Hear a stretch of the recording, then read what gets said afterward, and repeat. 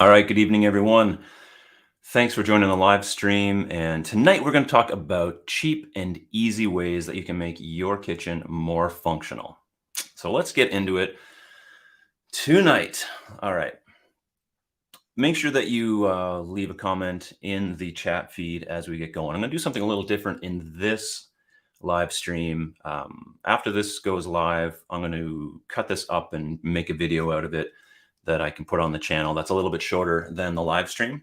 So I want to use this time for us to just connect, talk about some of these tips that I have for making your kitchen more functional without breaking the bank. And by breaking the bank, I mean spending over $100. And most of these tips are less than that, even under $50.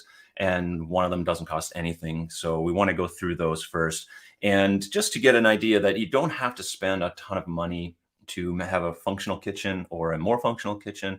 And a lot of people, maybe a new kitchen isn't in the cards for you right now, or it's maybe down the line a little bit, but you still have the kitchen that you're in and you want it to be as functional as possible. So how do we do that? What are some ways that we can make our kitchens more functional without spending a whole lot of money, especially if it's something you are planning on doing in the future and you don't want to spend a whole lot of money now, but you still have to live in that kitchen. So we're going to chat about that tonight. Be sure to leave your comments in the chat as we go along, and I'll be sure to shout you out as we go. And if you're watching on a device that you can't enter any kind of chat, then just sit back and enjoy the live stream. And as we get going, um, you can just chime in however you want. Yell at the TV screen if you want. So hi Megan, thanks for joining me tonight, and I hope everyone as they go on they can see my new digs here. This is a little different background, so big shout out to my dad for doing this for me and making me this little studio that I can do this in. So really appreciate it. Thanks, Dad. And so yeah, really cool. So we're going to get into some of this, and I want to hi Barbara, thanks for joining me tonight. And I'm going to just be on top of the comments a little earlier tonight. Normally I'm not. And then as I get into the content, I can cut this up later. So for those of you who are watching live, this is for our benefit. So let's say hi to everyone. Nancy, hi. Lori, Row Warrior FG is on. Hey. So this is cool. And I also want your input tonight because I'm going to go through a list of some things, just four basic things, and then talk about the poll I put out earlier this week on my community post, talking about whether you use wall cabinets or drawers for your plates and bowls. Chat about that a little bit later, but I need your help. And also, you probably have great ideas that you use every single day to make your kitchen more functional, and things that maybe I haven't thought of or other people on the live stream haven't thought of. And so I'm really curious on what are some of the things that you do in your kitchen. So we're going to talk about that as well. And I'd like you to enter those in the chat as we get going, and we can bring them up. Dads are the best. Yes, they are. They're so cool.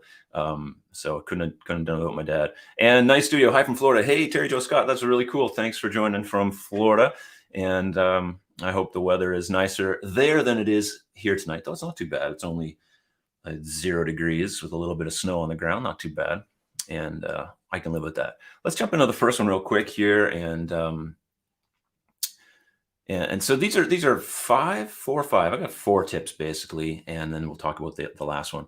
4 tips that are going to help you in making your kitchen a little more functional. And these are kind of no-brainers. So these aren't like, wow, I can't believe you came up with this. But just to get us thinking, these aren't my ideas. These are out there in the world, but I want to talk about them, and we can go from there. So the first one is super easy. It doesn't cost you any money, but it is definitely harder for some people to do than for others. And I get that because I'm not totally given to being organized. And the first one, of course, is just to declutter, clean out your cabinets. Probably if you're like most people and you go to your kitchen, there's probably stuff in the back of a cabinet somewhere that you don't even know is there. I get a lot of comments about that, especially when I talk about corner cabinets or, the bottom of pantries and things that are hard to reach. That there's things in there that they didn't even know they had. It's expired and it's just taken up space.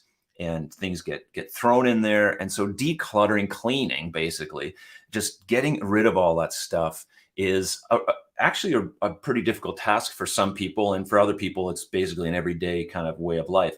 Now, thankfully, Amy is on top of this in our kitchen, and she really takes a good inventory of what's in our cabinets to make sure that even though we do have accessible cabinets and pullouts and whatnot, that they're just still not filled with a bunch of stuff that we don't need or that is expired or whatever. And so there goes my camera. And so we stay on top of that pretty well. But if left to my own devices, I'm pretty sure that my cabinets, if it was like just me, would just be a heaping mess of just garbage. So that's not good. But a lot of people have a hard time decluttering, cleaning, organizing, and getting rid of some of that stuff. Taking a good inventory of what's in there once a month or whatever is a really good tip on just being able to have a more functional kitchen, because you're not rooting for things you didn't know you had, or you think you have. Do I have that? Where is it? I'm pretty sure I have it. This way, when you know what's in your cabinets because you are consistently cleaning them out, and I'm not saying that you're dirty if you don't do this. I just mean it's easy for a lot of people, including myself, just to be unorganized. I'm more unorganized by nature. I have a hard time to keep things, in some kind of like my ducks in a row. My brain is all over the place, and it's probably apparent when I'm talking, that I could just shoot off on an angle somewhere. But I'm probably doing that right now. But like with Amy, my wife, she's very organized, and thankfully so, because we can keep our cabinets in good rapport, basically, that we know what's in there. And it's actually very beneficial that we do this, because now I know what's in there. We know what we need to get or what we don't need to get. And when things are all a mess, which they can so easily get, then it makes your kitchen less functional. So just by being a little more on top of the organization, it actually really does help. And so I just basically want to encourage you and inspire you to look at your kitchen and say, okay, can I do something in this kitchen that I have now, whether it's new or old, or you're looking at getting a new kitchen, or it's not even in the cards for you. Is there something that I can do that, to make this kitchen more functional by just organizing, decluttering, and so I have a space that is easier to work in? Because basically, our kitchens are like these utility rooms. We talk about them in different terms because we talk about trends, and we talk about them being nice and all this kind of stuff, and the styles and the trends and whatever. But at the basic level, our kitchens are these utility rooms where we cook food, and that process should be as easy as possible, so they're not frustrated. And some people hate being in their kitchen. They don't want to cook anything, and it's not because they don't necessarily like cooking or baking or whatever, but their kitchens are just a mess. And that's okay. It's not shame on the person. It's just, it would help if you became a little more organized. Now, I know in my own professional life, and just in my own life, when things get organized, or when someone helps me get organized, way easier. I find things go way easier. So that's good advice. It's good advice for me, at least. So I think it's good advice for you. And in your kitchen, you can definitely make it more functional, as you're working in your kitchen and you know what's in there. So decluttering is my first super tip. I guess we can call them super tips, for this live show. Let's jump back into the comments and I'll say hi. Okay, so it's cloudy, chilly. 60 degrees is not chilly. I'm sorry. I guess maybe it is. Amy and I spent quite a little bit of time in Florida. We honeymooned there, and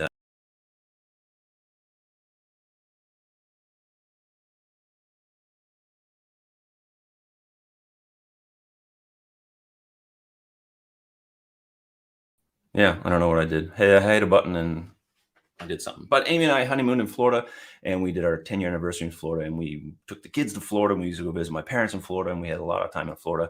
And 60 degrees in Florida is chilly, I will agree, especially if you just want to be on the beach.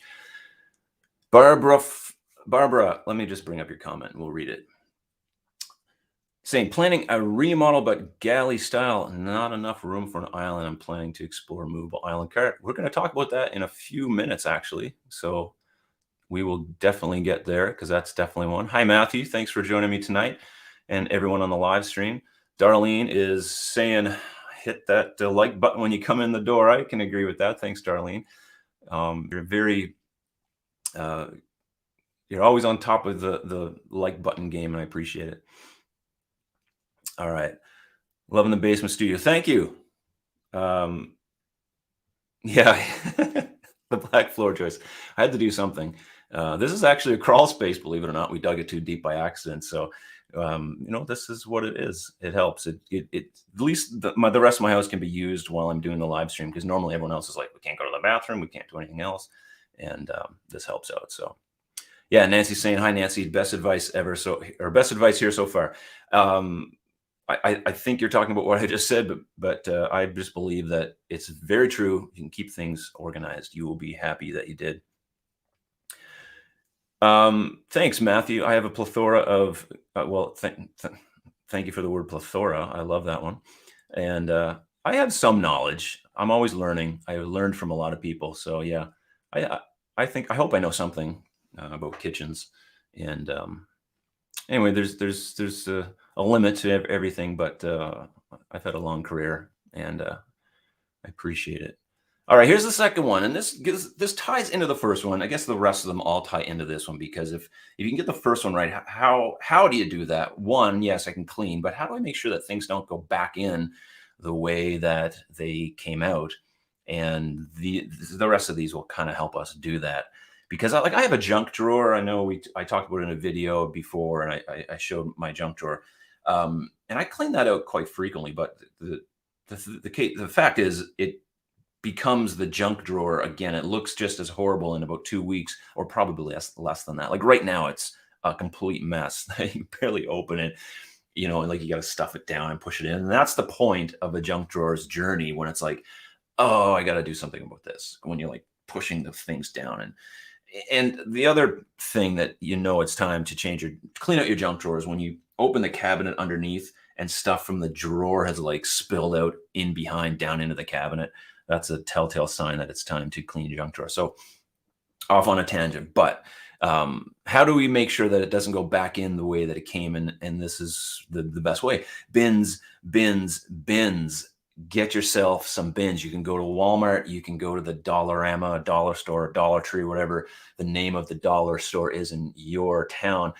You can go there and buy bins that actually work. You can actually put things in. We keep spices in bins. We keep like oils and peanut oils and stuff like that, or nut oils in bins. And it's amazing that it's just an easy way to keep those things organized. And it's just so simple, super simple, just some $3 bins. And I got some slides I'm going to show you tonight. I'm trying to do things a little bit different here.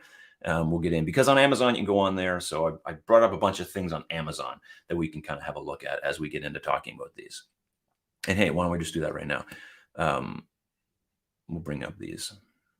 So this is the first one, pull out drawers. And we didn't really get there yet, but this is something that everybody should have in their kitchen. And I guess you can kind of call this a bin in a sense, is that it's accessible. It's attached to the cabinet. And I bring this up to say that this is $89 for one that would fit a 33-inch cabinet. You can see there's a bunch of different sizes there. And I think that if you're going to invest in anything in a cabinet, that if you can get something like this, doesn't have to be exactly like this if your cabinets don't fit these dimensions.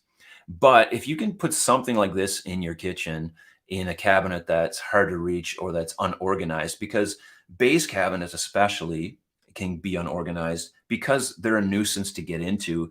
And if they're a nuisance to get into, then we kind of let them go. Like we ignore it as long as possible until we absolutely have to. But if we can get something that looks like this, that we can easily deal with and install, and it makes life so much easier. And look at the price of that thing. It's $89, and you can't go wrong with that. So for $89, you can get yourself something that is super easy to install and makes your life a whole lot easier in the kitchen. And so for that reason, I think it's definitely a way to go. Now, the next one are these bins. Let me bring them up a little closer for you.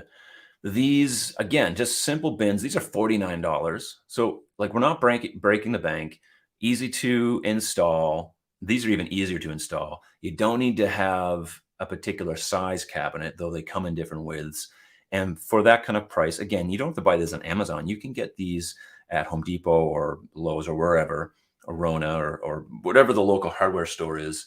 And there you go. Bam, you're that much more organized than you were before, and it didn't cost you a ton of money, and you will really appreciate having something like this in your kitchen that you can just pull out, and you can do it yourself. You don't need anybody to help you with this. Honestly, those bins, those pull-up bins are really easy to assemble. Now, the first ones, maybe they take a little bit more, but we'll look at a couple more in a minute. Let me just see here what else we have. Yeah, okay, so for $30, say, and, I mean, they're trying to charge me shipping to Canada, so ignore that because, you know, you can go on the Canadian side if you're in Canada to do that. But for $30, you can get these bins. Now, you can get this anything like this. Walmart has it, Target, or wherever you buy these types of things. Even something like that that's accessible, let's pull out, makes life a little easier. It's not super expensive, and it just the little things that make the bigger difference in the kitchen to make it more functional. And I think those are the things that I'm trying to go for. Um, and try to encourage us tonight to start to look at.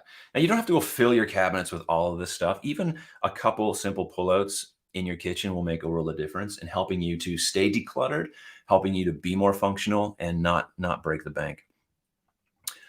All right, let's go back for a second to the comments and we'll jump in. Like I said, if you're watching this now live, I'm going to take this after it goes live and kind of chop this up into um, a shorter video that I can post on the channel that just hits all the key points and hopefully covers some of your comments as well. But I really appreciate you joining me live as we chat. Hi, Kelly. Thanks for joining me tonight. Yeah, decluttering, the weight comes off and it's freeing. Yeah, it does. It makes you feel good. Like it's also just good for your head just to get rid of all that stuff and, you know, but yeah, clean a junk when you can't open it all the way. Well, yeah, that's where I'm at right now. Like really right now, that's where it's at. Gammy says the studio looks awesome. Thanks. I got the picture on the wall. I got the plant in there over there. It's looking pretty good. Eh? All right. Hey Rob, thanks for joining me tonight, man. I appreciate you as always. Couldn't do this YouTube journey without you. Yeah, thanks for the shirt. My daughter made these. So I appreciate that. Ask yourself or myself, do I really need 5 spatulas? No, I don't even need 1 spatula. Like, you know, I shouldn't say that. I need 1 spatula. But yeah, do you really need all these things? And that's the hard part. It's really hard sometimes to get rid of stuff. It can be difficult because you're like, well, maybe I really need this. And the truth is you probably really don't. Our rule here, like we throw at stuff all the time, and not to be wasteful. I don't mean it in that way, but if there's something that we have, I don't even mean we throw it out. We either donate it or we sell it on an online site like Kijiji or like a Craigslist type of thing. And it's not to be wasteful, but if we haven't used it in 3 months, 6 months, 3 months, whatever, like it's time to go. I mean, unless it's something with sentimental value that it's a spatula your grandma passed down from generation to generation. Well, yeah, keep that thing, but hang it on the wall or something. Put it on your open shelf. Make it a display item. So, yes. Tonka Toy Truck, hey, thanks for being on tonight. Use bins of my onions and potatoes, bottom of the pantry. See, simple things makes life easier, and all you have to do is just spend a few dollars and you're good to go. Thanks, Rob. Studio looks awesome. Yeah, it's looking pretty good. I appreciate it. All right. Okay. Hey, Kiara, thanks for coming on. I don't know, man. I might definitely need that fancy Japanese knife that I have no idea how to use one day. You might, one of those boning knives or something like that. It's good to have. That's what the knife blocks are for. They have all the knives that you just have no idea. You need one knife out of that knife block, and the rest are like, no idea. You never know. So declutter. If you don't need this stuff, get rid of it or put it in a bin somewhere and like test it out. Test yourself out. So put it in a tote, put it away. If after 3 months you're like, you haven't even thought about it, go the next step. Go the distance. get rid of that thing. So, all right, let's go back to these. So bins, super easy. And we looked at some bins. Here's a good one. This is a two-tier, okay, pull-out bin. Again, $95. So still, it's under $100.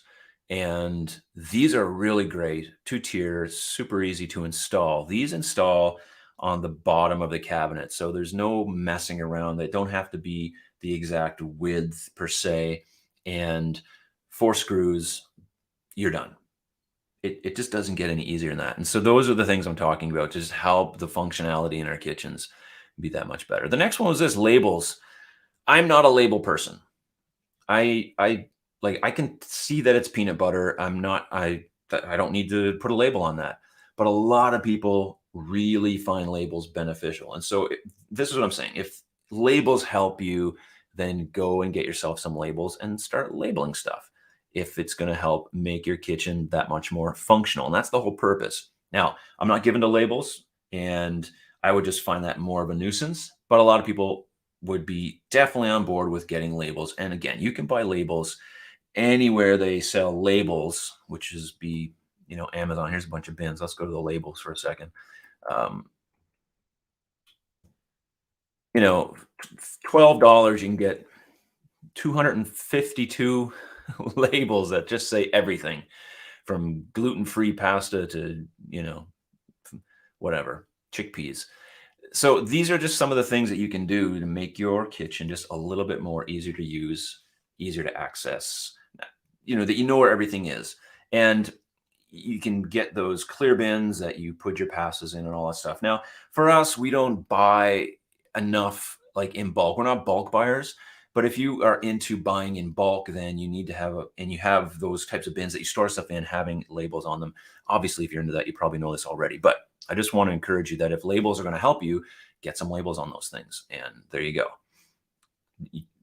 Right away, already, we've improved your kitchen tenfold by decluttering it, putting some bins and labels on things. Your kitchen is that much more functional. And we hardly spent a dime. We spent a few dollars, basically. And there you go.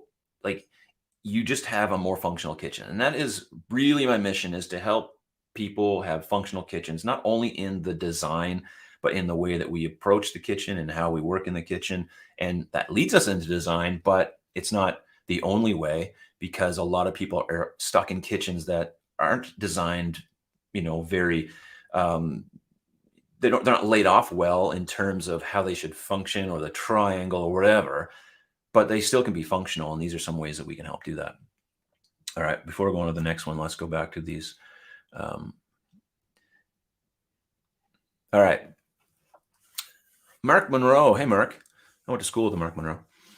I removed the shelves and installed 2 trays on a full extension Glide pots and pans. Huge difference. Exactly. It is a huge difference, especially on for pots and pans. It's a huge difference. So you know what I'm talking about, right? Like, this is what I'm talking about. It makes your kitchen that much more accessible, and you didn't have to do a whole lot. In fact, you can actually go out and I'll look at Kelly's here in a second. You can go out and you can buy the rails and some scrap wood, and basically make that thing for really next to nothing yourself if you're handy. And that's totally doable for almost anybody who's partially handy, can use a drill and has a saw. Kelly says, I need to identify the salt from the sugar. Yeah, so that is very important. And that's where labels come into play. Again, I'm, to each his own. I'm not particularly in the labels, but Kiera is saying that labels are great to put oh, okay. So here you go. So this is why I need your help, because expiration dates let you know when stuff goes bad. So there you go. That's one of the great things for labels, even if you don't use it to name the product, but use it to put an expiration date. In fact, Amy, when we open up almond milk or whatever, and once we open it, she writes the date on it. Now she doesn't put a label; she just uses a Sharpie. But it's just a way for us to know what's what in the fridge, so that it doesn't stay there forever, and we don't know how long it's been open for. And so that helps. When using containers and not packaged, yeah. So if you're using the containers and not the package that came in, and a lot of people are into getting rid of the packaging and using it, it makes the pantry or your cabinet look nice. We know someone who has everything labeled in their pantry. It looks like Instagrammy, right? Like it looks like on Pinterest, but it's just in your house, and it looks nice, really nice. Man, I'm binging your channel too much. Well, I really appreciate that. The algo knows what, yeah, the algo knows. First push me to your live stream. Well, that's cool. I really appreciate you joining the live stream. And the algorithm does know. It's a scary thing, but it knows how to find people who like the content that they want to watch, and hopefully it works. So I appreciate you watching. I really, really do. Um, yeah, baking powder or baking soda, says Jason. Yeah, thanks. Hi, Jason. Thanks for coming on.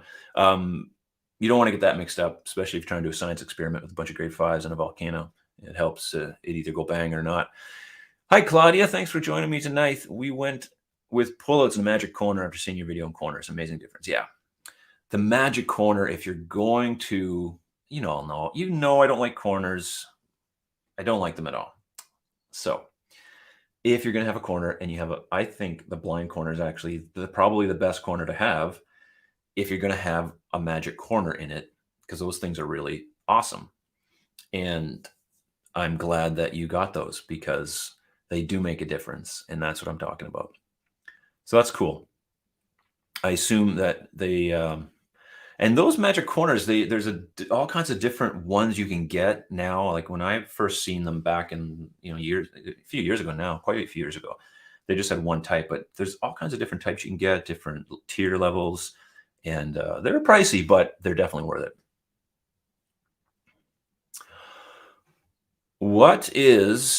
Hi, nurse scientist. What is your best advice for spices? I love to cook and I have lots of spices. Thoughts? I I don't I don't have the best advice for spices because I don't know the difference between Cajun and cinnamon, but well, except when I taste it. Um, my best advice for spices is one of two things. I think the best way, because I had this in a previous kitchen, and I didn't put it in my newest kitchen, is to put them in a drawer. And please feel free to chime in if you're watching. Put them in a drawer on those spice inserts, that these are generally only good for a certain size spice bottle, but they go in that drawer, and you can, as soon as you open the drawer, you can see everything really clearly, especially if you have a full extension drawer system. So that's my best advice for spices. Now, if you're dealing with all kinds of different size bottles, then like what we have right now is a pullout, and it has like a bin inside of it with the spices that we use all the time. So the spices that are for make baking or other things are in the back or underneath, and the ones that we use every single day, and the ones that, well, and I mean, Amy uses a lot of spices. The ones that she uses a lot are in this particular bin, so that she's not digging around for them. So if you can put it in a drawer, I recommend that. And unless you have one of those wall mount door systems, I don't like putting them on the inside of a door. I think it takes up too much space in a cabinet, but it's an option that you open the door and they're there on a rack. And I think that's a good way too, as long as you can see them. I think just seeing them is the best thing, the easiest thing. And again, whether or not they're labeled like in a special containers or not, if you can't see the labels, then it's a nuisance. So a drawer would be my number one go-to. I hope that helps.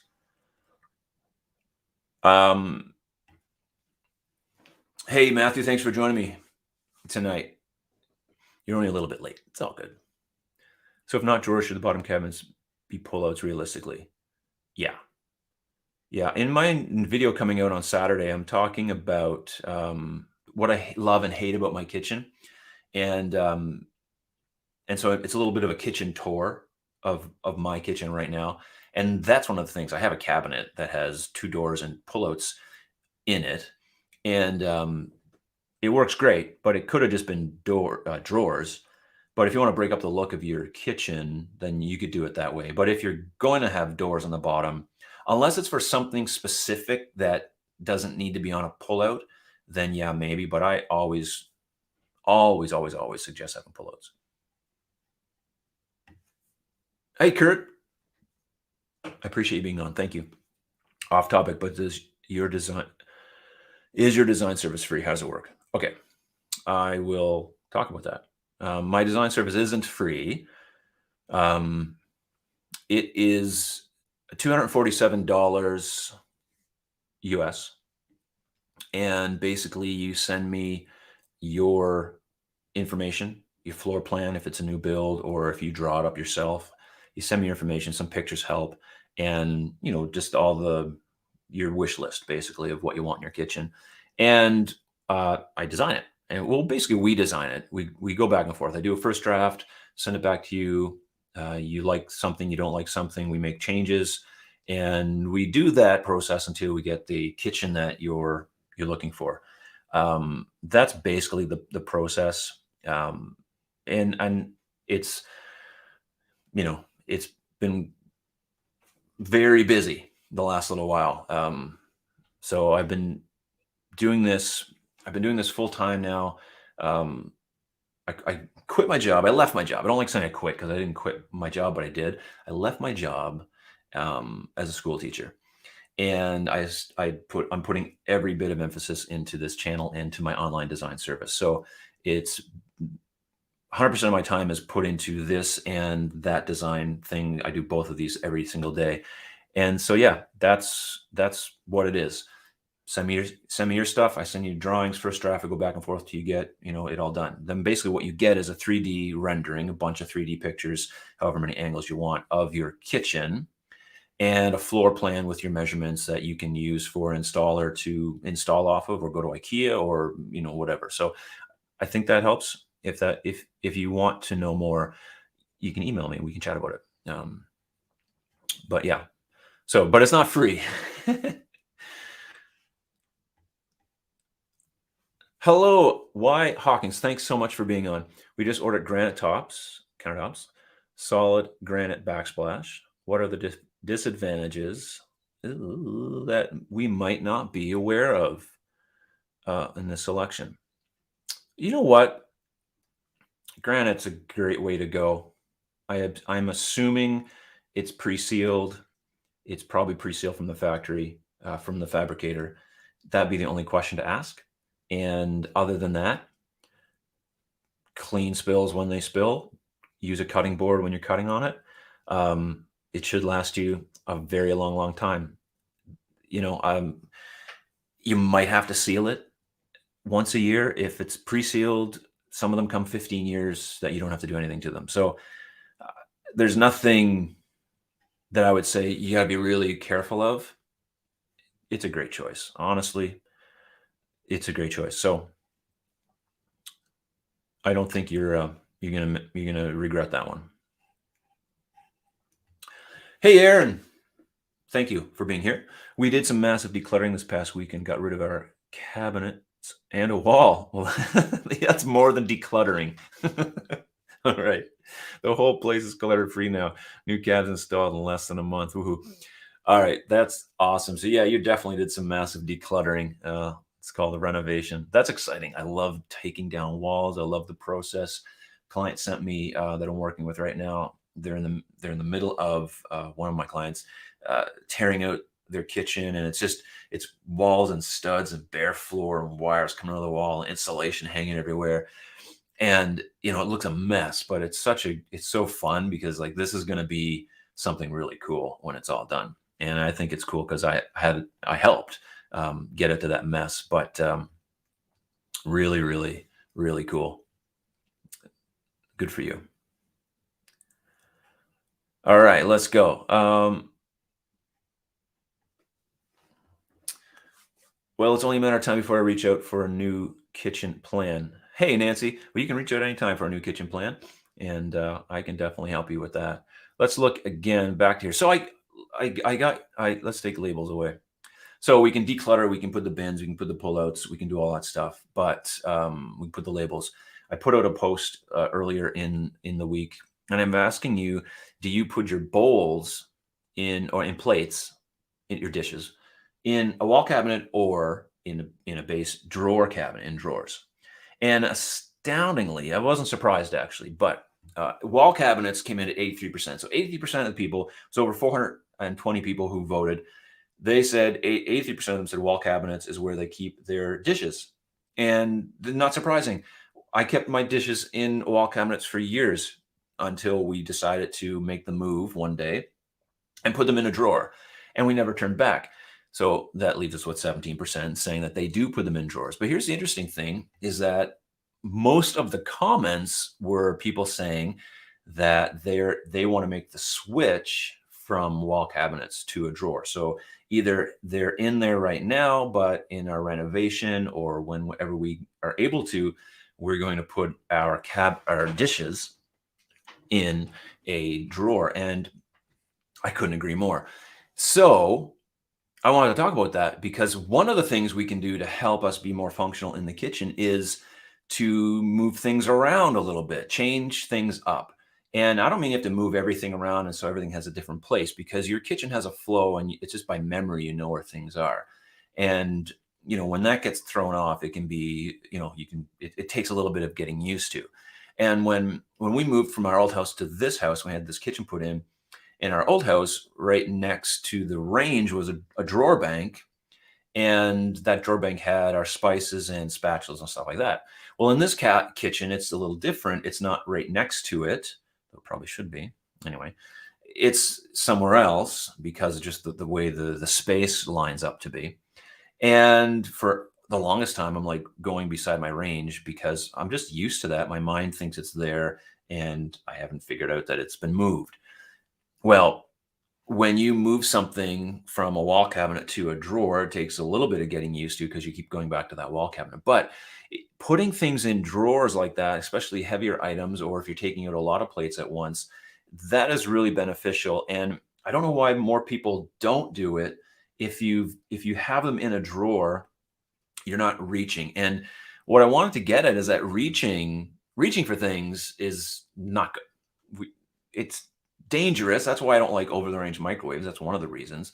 And things that are heavy up top, you're much less stable reaching something over your head and bringing it down than you are to bend your knees and, use the strongest muscles in your body to pick something up and put it on a countertop. It has a less chance of falling in a way that's going to really damage or hurt somebody or you. Because at least if it's in a drawer, it'll fall on the floor, maybe hit your toe. But if it's up top and it falls, it could be really bad. So my thought is, reaching, I'm trying to limit reaching in a kitchen. That's really my goal. When I'm in my kitchen, I don't want to be straining for things and reaching for things. Now, it's inevitable and it's unavoidable to a certain degree because we have wall cabinets and the top of those, or if we have like a pantry at the top of the pantry or over the fridge or a deep cabinet, like all of these are places that are difficult to access. And what do we do? So you have to live with some of that until kitchen design comes to a place where we get rid of all that, but we'd have to change a lot of things and it's just not there yet. So until it gets to that point, because right now we don't, we have deep cabinets and we have it laid off in a way that is really not conducive for a lot of people. And that's because they're constantly having to reach for things, and reaching is no good. Bending is not that big a deal. Unless you have some real mobility issues, bending is a basic movement pattern that a human should be able to do to some degree, and reaching into a cabinet to get a dish is safer in my opinion. And we can argue about this. I don't really, in my opinion, it's safer to pick it out of a drawer than to bring it down off of a cabinet. So by making that move, I'm thinking that you're making your kitchen more functional. We did it, and the people that I know who put them in the drawer, really, really good. Now you can get all kinds of different, bins, not bins, but they're like dividers and plate holders and stuff like that. We have plate holders that we got. They're really good quality, but honestly, they just keep the plates in place, and the plates would be there even if I didn't have the holders. I got them for free years ago, and so it wasn't like, I didn't go out and buy these because they're really expensive. But you can get ones online. I'll show you ones here. These you can get online. They're $21, $22. And again, if you are in the habit of taking all your plates out of your cabinet, these are great. Now, we hardly ever do that. Even if there's a party or a birthday party, something like that, we take out plate by plate and, just put it up there. But again, these are options. Now, even without these, you don't even need these at all. Just try it. I challenge you, if right now, if you have a drawer that is, used for something else and you have your plates and bowls in a wall cabinet, I just want to challenge you. I want you to go at some point this week and make the switch. Try it. If you hate it, you hate it, but try it for a little while and see if it is better for you. See if it's more functional for you. It takes, a little time to get used to them being there, but I want to challenge you to go try that. Try it out and see. These are just ways that we can move things around into places that are more functional. And you'd be surprised what a little change like that can do in making your kitchen just a little more functional. All right. Over the range microwave. Where can I move that thing? I'm sorry, Mom. We'll have to chat. I was, for such a long time, I put microwaves above ranges. And Jackie, hi Jackie, I see you coming on there. I know you like the microwave over the range, so I'm just talking about microwaves here for a minute. But for the longest time, I just thought that was a great idea, and I just don't anymore. Hey Rose, thanks for joining me tonight. Wish I had more drawers so I could reach stuff. Yeah. That's the thing. Drawers, drawers, drawers. I can't stress enough, in a new renovation of a kitchen, put as much drawers in that you can. You definitely won't regret it. The issue that some people have is just that maybe it looks too mundane. And that's why you can break it up, putting in a cabinet, say with full height doors, and put pullouts in behind that. But again, it's about it's about making the kitchen functional, but as many drawers as possible, and you're good to go. I see you, Jackie. I see you.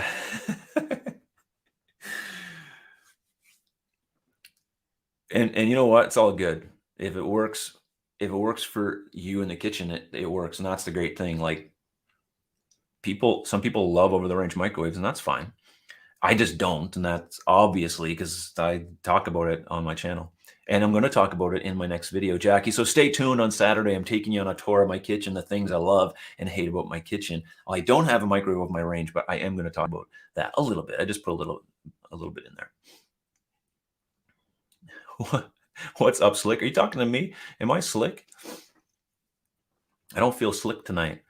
All right. How tall and wide is the drawer with the plates and bowls? So mine's in a middle drawer. The box is, I believe, 8 inches. So the top drawer is a 3-inch box. The bottom two, middle and the bottom, are an 8-inch box. However, in my pullouts, they're all shallow pullouts, and I have all my pots on those. So it's not that necessary that they're deep, because unless your drawer rail system isn't on any, like if your slides are just opening and they're going to slide everywhere, that's a different story. But I've never had that issue of plates flying in anywhere. So some people, if that's why you're asking, but yeah, 8 inches is what the middle drawers are. There's no like set thing that they have to be. Functional style, efficient, pick two, right? Well, I pick functional and efficient for sure. But it has to be stylish too. Let me get rid of that banner there.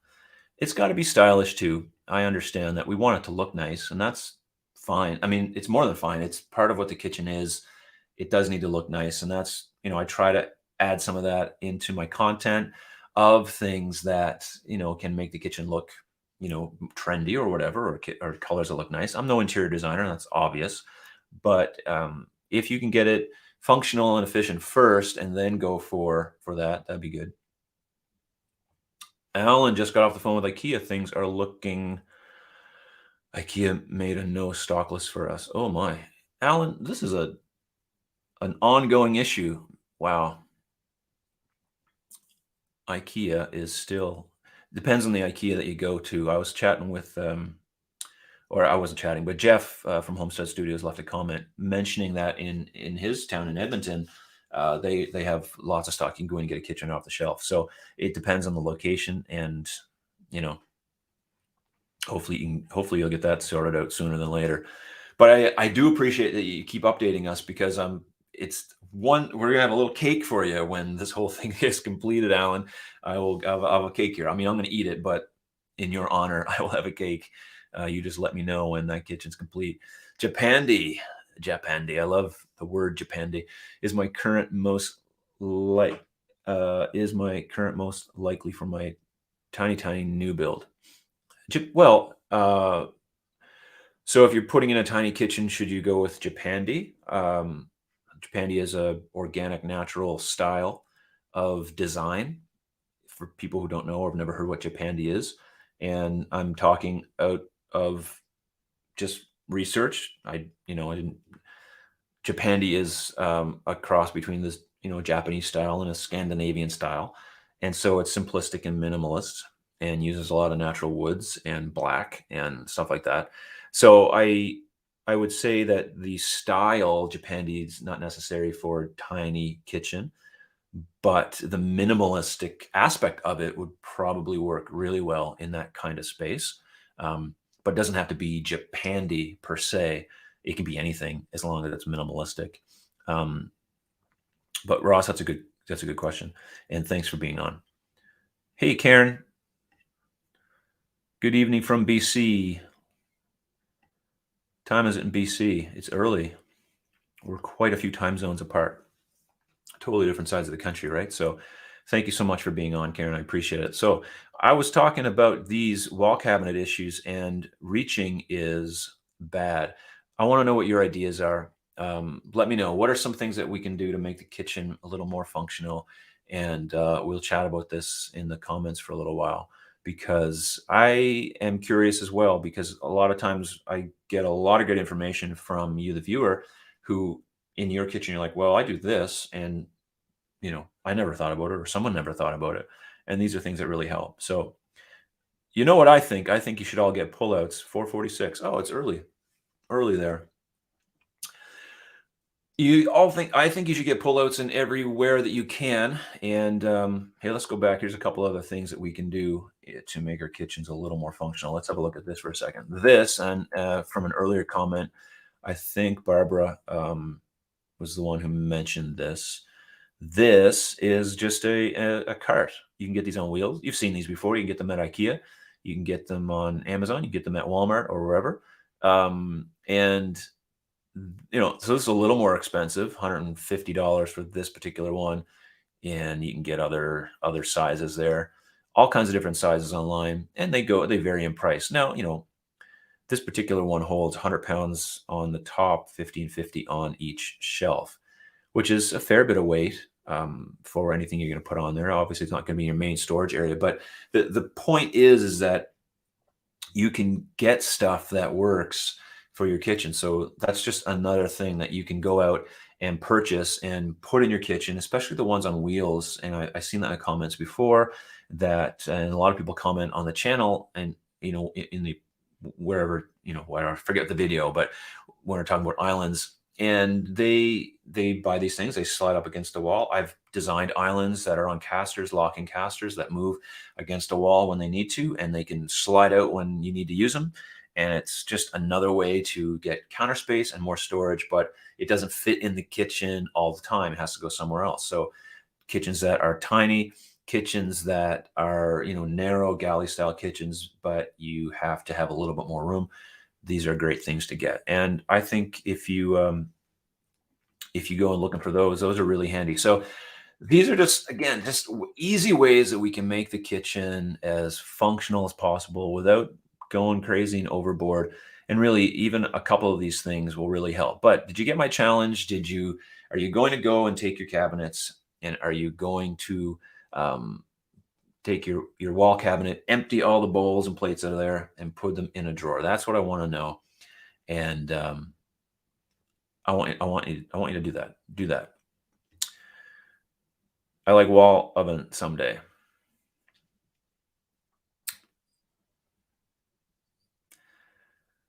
I agree. The wall ovens are probably, if you have the space for a wall oven, they're good because um, it's at a level that is very easy to access, and ranges for many people are low.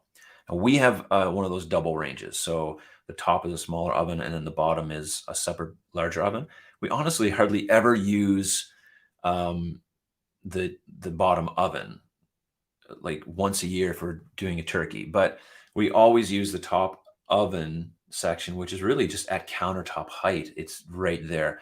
And so that we don't mind, but a wall oven is definitely the way to go for most people. If you have the room. Anytime I deal with a kitchen design and the client is asking for a wall oven and a cooktop, the problem is you need at least 60 inches of space, 30 inches at least for a wall oven cabinet, and 30 inches at least for a range or a cooktop. You need that space, and that can be a problem sometimes. And so having a range with, an oven range combination is really a great way to save space, and that's why they're so beneficial. But if you have the room, um, you know, go for it. They're great. I see some more comments coming in. Me too on the wall oven, Gammy. Yeah, well, I agree too. I think wall ovens are a way to go if you have the room for them. If they don't fit the design, it's going to be kind of different. Anyway, love your channel, Mark. Thank you. Thanks, Ross, for being on. Thanks for binging on it, and I appreciate you wishing me every success. Yeah, I appreciate watching the content. I'm learning as I go, trying to make videos that people want to watch, that are informational, and a little bit of my personality comes out, and hopefully that happens. So I appreciate you watching. What's your thought on the AGA 48-inch induction range? Well, my thoughts on that particular range, I don't particularly have any thoughts on that particular range, other than I think induction is probably going to take over, most likely, for what's the run of the mill in my area. Electric is still just probably the standard in a lot of places in the country and other parts in North America and other parts of the world. Gas is kind of the predominant thing, but I believe the induction range and 48 inch is amazing, but very large. So you have to be able to accommodate that. Um, you know, I don't come across a lot of kitchens. I know there's a lot out there, and I've done a few that have very large ranges. I've done a few, not with this particular range, but I've done a few 48-inch ranges. And you definitely need to have the space for that. And if you have the space for it, and I think it's awesome. And I think induction is really cool. So I can't give you much better than that, though. Hey, Sam, thanks for being on. I appreciate it. Do you have any thoughts on placing a cooktop and a wall oven in a base cabinet on opposite sides of a galley style kitchen to allow doorbell? Okay. On opposite sides, no problem. I don't have a problem with that at all. In fact, yeah, if it works for the design, like it works, there's no like right or wrong thing here. I appreciate having the cooktop. I don't have one personally, but I design these a lot. Cooktop, drawers underneath. Um, I design less. This just comes up less. Less people put an oven unit in a base cabinet than they do like in a wall in like a pantry unit. But I don't have it. I don't have any problem being on separate sides, of the kitchen of a galley style kitchen. Like if it works for your design and it works for you, that's fine. And if you want to have the drawers, go for it. I don't think it's a problem. Nancy, what are you saying? 54 people, only 3 likes. Yeah, one of them was me. No, I'm just kidding. I didn't hit the like button. Yeah, hit the like button. Come on. Thanks, Nancy, for bringing that to everyone's attention. Lindsay, hey, Lindsay. Thanks for coming on.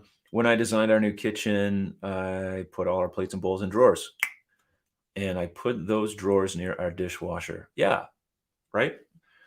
That's a really good idea. Again, I Absolutely love having them in a lower drawer, and ours are near our dishwasher as well, so it's literally from dishwasher to drawer, it's right there, same as our cutlery. Awesome, I love it. Um,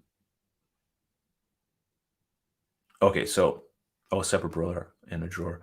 I'm gonna have to look up these AGA induction ranges. So I will do that because I don't really know, but they sound amazing. They sound really expensive actually, which is fine. Price is subjective, but I'll have to check those out. Hey, cool. Just hey, Garrett. Thanks for, or I hope I'm saying your name right, Garrett. Just close on a house that needs a new kitchen, and I've been binging your channel. Thank you so much. Hopefully, it can be help, and yeah, exciting. Most times, I mentioned this last week, but when you go to buy a house, normally you got to redo the kitchen, and every house I ever bought, we had to do the kitchen. That we had to redo the kitchen, and it's kind of fun. I love renovating kitchens. Um, Not just because I do this for a living. I'd be less inclined to do it because I did it for so long, but I really like knocking out walls and just tearing things out. The new kitchen or the old kitchen, you could probably sell. So hey Matthew, combo wall oven microwave or keep them separate with a trim kit. Ooh, I don't know. I'm here nor there on that one. I guess keep them separate only because if one of them goes, you don't have to replace the whole unit. And I think trim kits look cool, but that'd be the only reason. It- Anytime an appliance is combined, there's just more like one thing goes and the other thing is fine. And it's, you got to replace the whole thing. That's like another issue, Jackie, of the over the range microwave is like you have a fan a vent fan and a microwave, and one of those things is going to break. And now you have either a fan with a broken microwave, and just you get a clock on it, or you have a microwave that doesn't have a fan that works. And that's just one of the combo appliances. I'm not totally 100% on, but I hope that answers your question, Matthew. I'd go with the trim kits. Trim kits look cool.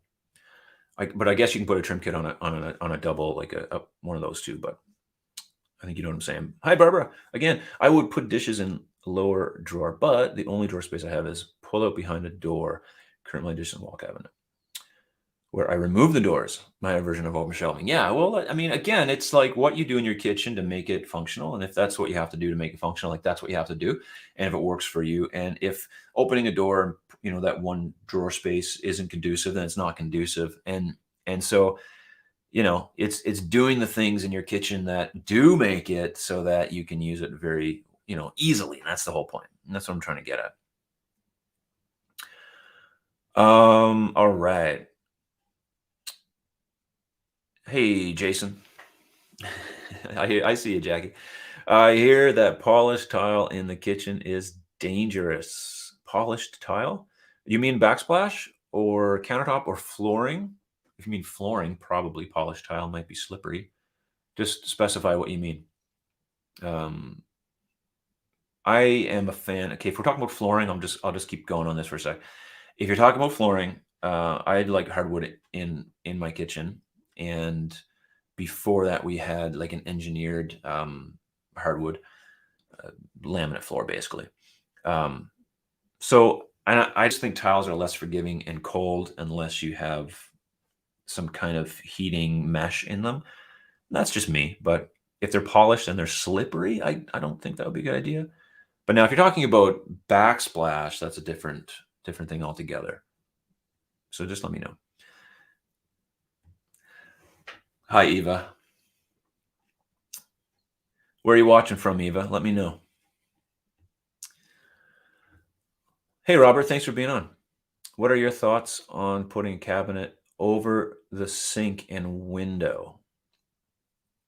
If you have the ceiling height, I think the cabinet is going to be negligible if it's that high. In order for it to be over a window, you'd have to have higher than an 8-foot ceiling. Um, Otherwise, it's going to be a very short cabinet, and it's so high up.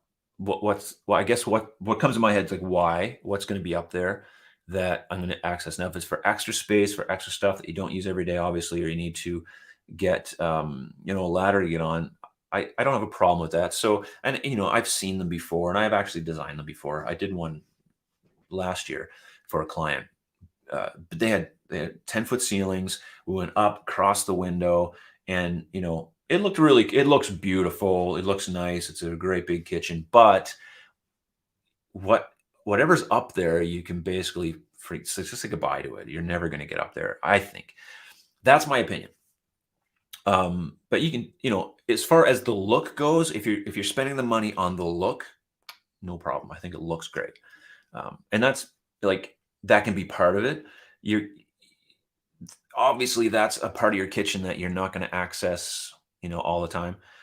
And so if it is just for looks, that's fine. I have no problem with that at all. So yeah, go for it.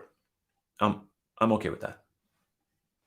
Mixing metals in a kitchen, stainless steel, yeah, no problem. And I'm not an interior designer. However, it's very difficult to find an appliance, a faucet, and hardware that are the same color stainless or the same color anything. They all have different colors. So you can almost forget about it, even white. If you can forget about the matching. But and like in my kitchen, I have like a black stainless appliances. I have brushed nickel hardware. I have a black tap. Like I don't have a problem with that. Jackie, I'm gonna bring this up. So many benefits to the over the range microwave. You don't know how difficult this is for me to have this on here, Jackie, but I'm doing it for you. For instance, I just started hiding chips in the cupboard above that hides the vent. Okay, all right. Well, you had to bring chips up, all right, because my teen son never thinks to look there. Another plus. Who knew? Jackie, I'm going to give you a win on this one, but that's as far as we're going to go. So you scored a win for hiding the chips up by the vent. You got me. Claudia, hey, one thing I've learned is trying to be intentional with the placement of stuff in the kitchen. Yeah. Yeah. Be intentional. Everything we store to appliances they actually need and on the counter. So I think that's a good point, being intentional. And this comes into the design process. When I'm designing a kitchen, Eva, you're watching from the car. That's cool. And Jack says hi. Hi, Jack. Hey, buddy. When you're designing a kitchen, it's important to be intentional, to think the process through. So I always go to my clients and like we do the design, we get them the first draft, we get them the drafts, but then they have to think like they know their habits and what they have more than I do, and so what do you have and where does it need to go, and let's make that kitchen. Like when I design a kitchen, I don't know what you have. I don't know how you work in the kitchen. So I just, here's a design that works, but it might not work for you. But this is a way we could do the space. And then as that gets nailed down, you're like, well, I have a mixer and it has to go here. Okay, so let's, you know, that is what Claudia is talking about, is being intentional with where things go. And that is very important for a functioning kitchen, and not to, and this is good advice. Don't leave it to the whim of the designer who's designing your kitchen, whoever they may be, whether you hired me or whether you went to a custom shop or Home Depot or something like that. Lots of great designers out there, lots of great designers. But don't leave it in their hands to design your kitchen. Make sure that you design the kitchen. They're just like, my job is just to facilitate that, because basically I have the program and I can use it. That's it. Like, and I have some knowledge of from experience of what works. But after that, like, it's your kitchen. So I think that's important. Really good point. Kirk, hey Kirk. Thanks for being on. If we're like an hour in, we're gonna say bye in a minute. So let's go through a few more of these. If buying granite prefab countertops, where do I find installer? You where are you? I guess the question is, where are you buying the prefab tops from that they're not offering you installation? So are you getting them like, that's the question. Answer me that question. Where are you getting them? Are they secondhand? Normally, you can't buy. Okay, you're buying prefab. So that's I've never come across a granite manufacturer that didn't offer installation. Like granite has to be um, like fabricated for your kitchen. So I guess I'm sorry if I'm just stumbling on this one. If you're buying prefab somewhere, if it's secondhand, go to you'd have to go to like Home Depot or a stone yard and find out who their installers are because it needs to be installed by a professional. Um, just Kirk, let me know where you got this stuff at. That's what I want to know.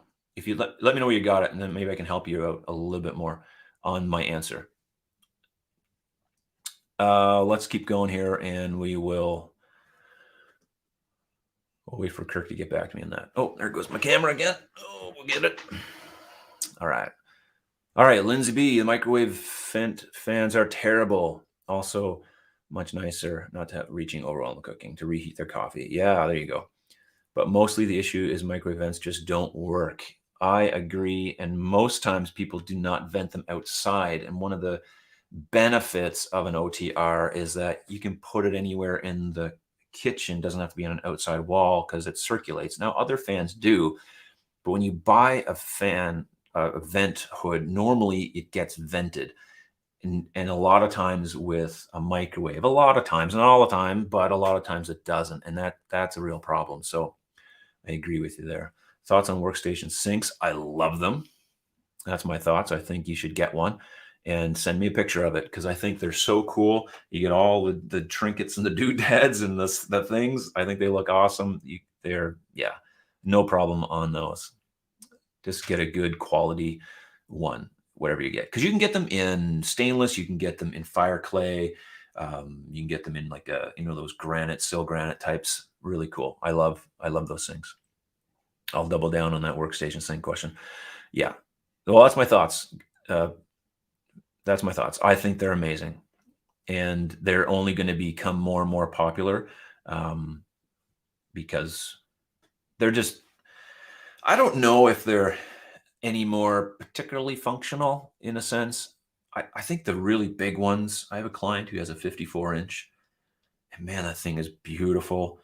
It has the inlay top. You can cover it completely. It has two faucets. It's massive. It's got hanging racks and things for that, and it looks super professional. And I guess I just think they look great, and they have a lot of other functions than just being a sink. So,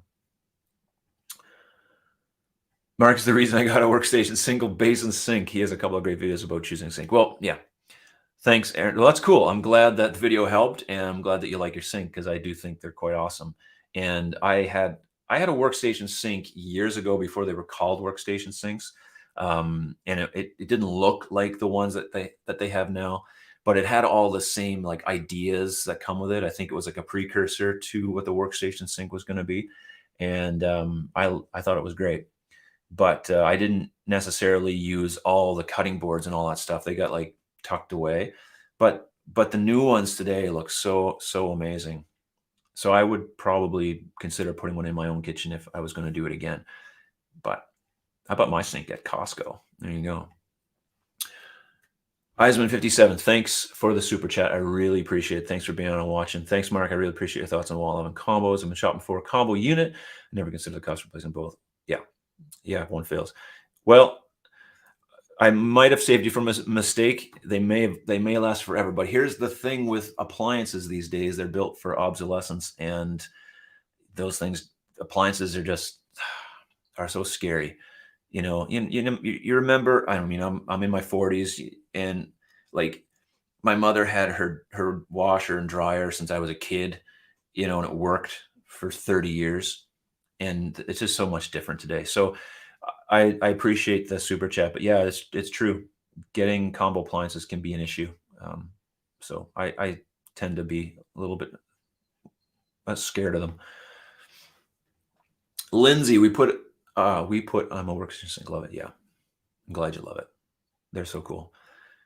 Lots of tile and stone store sell 8-foot counters, but need cutouts and install that they don't do. Okay, here's my next question, Kirk, to help me craft my answer. Did you buy this thing already? Because if you didn't, I would not buy it. Okay, but let me know if you bought it, and then we'll go from there. Um, I wouldn't buy it if that's the case. I would just go to a place that fabricates it and installs it, because these things need to be cut with professional tools that you probably don't have, and or the facility to be able to do it. And you don't want to be, unless it's for like your cottage or something like that. You still need the tools. Somebody needs the tools, and finding those people, they're going to charge you so much money to do this that is probably not worth the price you're getting for the slab of stone. So yeah, if you didn't buy it, don't buy it. Just go somewhere where they can do the whole thing for you. And yes, you're gonna pay a little bit. You're gonna pay anyway, so I would go that way. Hey Tina, thanks for being here. It's getting late. It's getting late. We're going late, but it's all good for now. I just enjoy hanging out with you guys. Robert is my husband. Oh, did I miss a Robert up here? Maybe not. Okay, Robert is my husband, and we have been considering a cabinet. Oh, okay, Robert, the cabinet above the window guy. Okay, cool. So many decisions about redoing the kitchen. Just thought more storage, but I'm concerned about how it will look. It will look not great if it's like I said, you don't have the ceiling height. If you have the ceiling height, it can look good. But if you don't have the ceiling height, don't do it. I wouldn't do it. Hey, cool. Well, I'm glad. I should contact these sync people and see if I can get some, affiliate commission on all these sinks. Anyway, it's good. I'm glad that it works. I'm glad it's working for you. Is it bad to have a kitchen with? Is it a bad idea to have no uppers in a kitchen? No, it's not a bad idea. It's not a bad idea at all. We're just ingrained to think that we need to have wall cabinets. Um, but in a couple recent videos, and even this video that's coming out Saturday, I talk about my window and how wide my window is, and that I should have gotten rid of these wall cabinets to make a wider window. And I really think that we put so much emphasis on these cabinets that are inherently hard to reach and deal with, that how necessary are they? And I'm thinking this through myself. I'm wondering, like, how necessary is it that we have all these wall cabinets? So no, I don't think it's a bad idea. And that's coming from a kitchen designer, and I design kitchens every single day with wall cabinets. And my brain just puts them in the kitchen. And people, if they've seen a kitchen, if I design something that had no wall cabinets, they'd be like, well, you're missing something. And that's true. I don't think it's a bad idea. In fact, I did a kitchen just before Christmas. They didn't want any wall cabinets. And I was like, you don't want any wall cabinets? What? Okay. It looked great. It looked really like open and fresh. So I liked it. I don't have a problem with it. Triple down on the workstation. All right. All right, Jackie. We got you on the workstation sync, but not the OTR. So we're good. Apex granite outlet. They're selling slabs that they're not cutting, and they don't install. I don't know. So Kirk, if you're gonna buy one, you have to ask them where you can find an installer and a fabricator, because you're gonna need to find that. If they're not gonna tell you, which would be weird, I wouldn't buy it from them if they don't even tell you. There are, in most communities, there are guys who fabricate this stuff, that they do countertops and stone. Look them up online, I guess.